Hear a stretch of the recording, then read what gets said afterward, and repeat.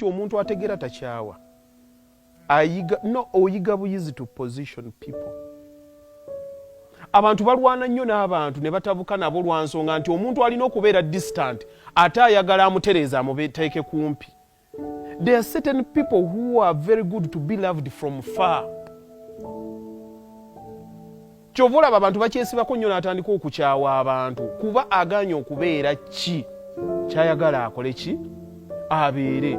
Mulimu omuntu nga bw'akula oba omukyala gwe yafumbirwa omukyala siwa abantu oba emirimu gy'akolera siwa abantu nga gw'olowooza ono muganda wo naye because abeera n'oli omuntu apiikinga obuze bwe we affect and we are affected by the people around us and the environment. Ne bitandika okuba nga bigenda bikyusakyusa omuntu oyo. Okitegeera kati gwe omwesibako oyagala buli kaseera mubeere mwenna naye nga alina amaanyi g'ataapingako nga tegakyakkiriza kino kibeere.